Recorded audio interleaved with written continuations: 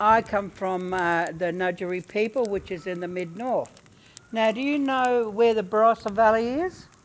Yeah? Yep. That's where they make all the good wine for South Australia. Well, that's part of my country. And I'm associated to Adnamatna country, and I believe we got some Adnamatna fellas in our room here. So, welcome you guys. It's great to see you two, all right? So, I hope you had a good day at school. And today I want to share with you a story, okay? And it's about the eagle and the crow. And it comes from Adnamatna country and Aunty Pat's country, Ngadjuri. This is a shared story that we all have within our country. So I'd start with the eagle and the crow. They were brothers, okay? And they were good friends like you two are. Anna? And so they were good friends and they did a lot of hunting together. And so in Adnamatna country and Ngadjuri country they would go out and look for food and hunt for food. And then they would take it home and share it in the community and with their families, because that was the way that we lived in our community. And so one day they went out to stay looking for food, and the emu said to the crow, "Oh, look, Brud, you see that big cave over there? I see a kangaroo. Why don't you go in there and have a look? Maybe we can catch that kangaroo and take it home for our family to have a feed tonight." So the crow, trusting his brother, walked into the cave. And so then what happened is that the crow looked in the cave, and he seen the kangaroo there. So he walked in there, and as soon as he got into the cave, you know what the emu did? He went and took some grass, big mob of grass, and pushed it up against the cave and blocked the cave. So the emu, there I go, that's Aunty Pat making a mistake. Isn't that terrible? To get too old to tell a story. So what happens is that the crow had set light to the weeds and to the grass in front of the cave. And you know what happens when you set fire to the grass? Who could tell me? You can tell me, love?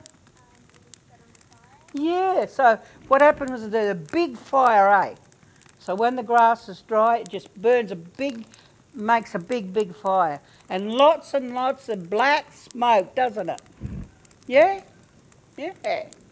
And so what happens then, the emu walks away and leaves his brother there in the cave with all that smoke. And he could hear his brother coughing. And you know when we have smoke, when we're sitting in the campfire, we get coughing sometimes. Yeah. So he goes off, and the old grandfather sitting in the bush, or Nana over there sitting in the bush, she could see this all going on, and she sings out to the crow, "Hey, you know what you just did then? You went and pushed your brother in that cave and set that grass against the front of the cave, and look what you've done. You can hear him coughing there." And the emu's standing there looking at his auntie, and he says, "Yeah, I did." And the old auntie says, "Well, you better get back there and help him out now." So he goes back, he pulls the grass back, pushes the fire away, brushes it all away, and he helps his brother out. But something happened while he was in the cave. And the crow, who used to be in them days, white. Who's seen a white crow these days? Nobody. Because what happened with the crow when he was in the cave, he turned black. His feathers, all his feathers was black as black. And the emu was, I keep calling him an emu, that's terrible of me. But the eagle, you must remind me that it's eagle I'm talking about, all right? So the eagle the eagle was so surprised what happened that he couldn't believe that the crow had turned from white into black.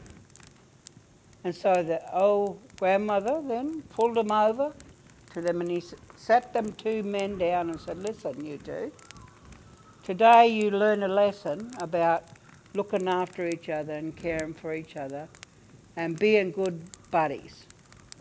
You've got to be good buddies with each other, don't you? Yeah, that's right. So if you don't do that, things happen with each other. So from that day on, the crow remained a blackbird.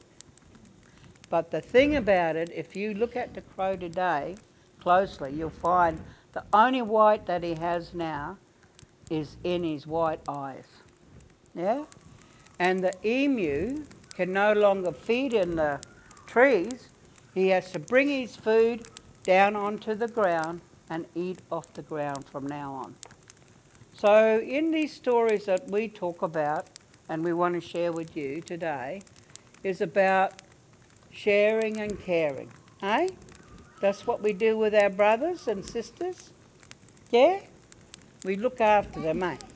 That's your brother, that's right. And so you look after each other and have fun with each other, don't you? Yeah, that's the right thing to do. And so today, that's what our grannies told us those stories for. To make sure that we look after each other and care for each other and make sure that we share and make sure that our brothers and sisters are safe.